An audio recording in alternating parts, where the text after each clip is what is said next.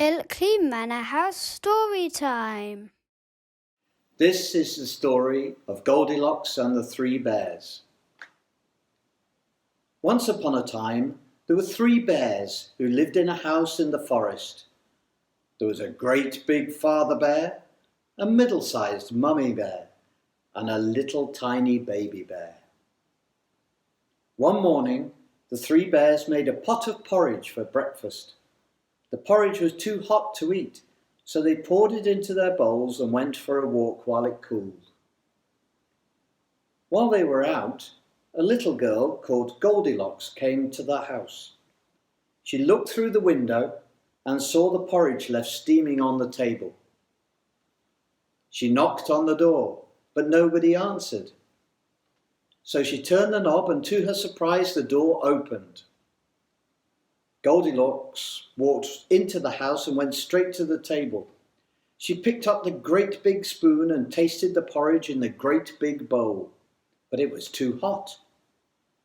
She picked up the middle-sized spoon and tasted the porridge in the middle-sized bowl, but it was too salty. Then she picked up the little tiny spoon and tasted the porridge in the little tiny bowl, and that was just right. In fact, it was so good that she ate it all. Now Goldilocks looked around for a chair. She tried the great big chair, but it was too hard. She tried the middle-sized chair, but that was too soft. Then she tried the little tiny chair, and that was just right.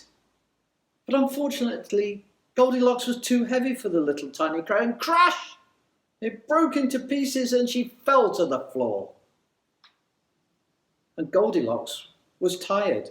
She went upstairs to the bear's bedroom and she lay down on the great big bed. But it was too high. She lay down on the middle-sized bed, but it was too lumpy. Then she lay down on the little tiny bed, and that was just right. So she went straight to sleep. A little while later, the three bears came home.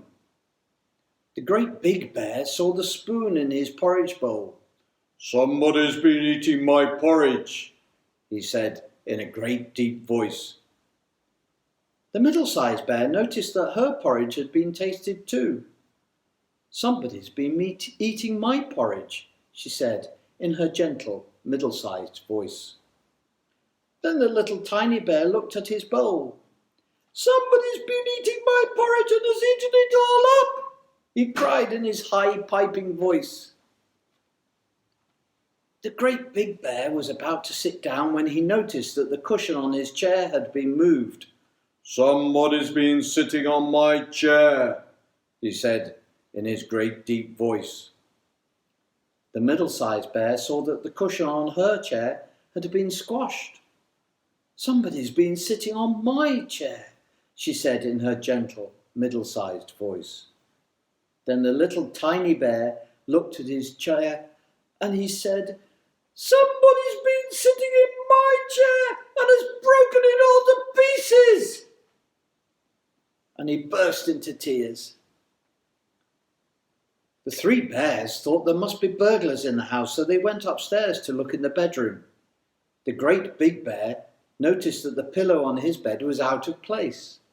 "Somebody's been sleeping in my bed," he said in his great deep voice. The middle-sized bear saw that the quilt on her bed had been rumpled. "Somebody's been sleeping in my bed," she said in her gentle, middle-sized voice.